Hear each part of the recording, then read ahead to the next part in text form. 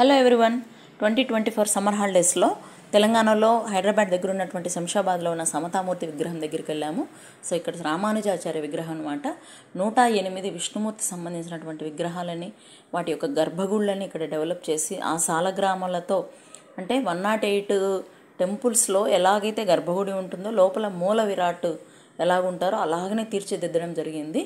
So ఇక్కడ ఎంట్రీలో మనకి vehicles కనుక ఎంట్రీ ఉన్నట్లయితే 50 రూపీస్ పార్కింగ్ తీసుకుంటారు.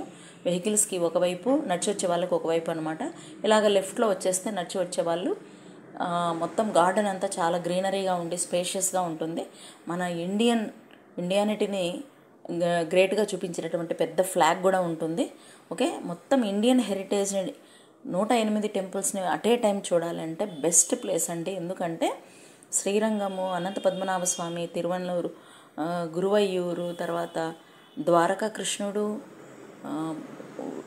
ఉడిపి కృష్ణుడు, నెక్స్ట్ మధురా కృష్ణుడు, ఇలాగ రకరకాల దేవుళ్ళు, విష్ణుమూర్తి అంశాలైనటువంటి అహోబిలము, సింహాచలము, నరసింహస్వామి అన్ని అవతారాలతో కూడినటువంటి విగ్రహాలు ఇక్కడ ఉన్నాయి.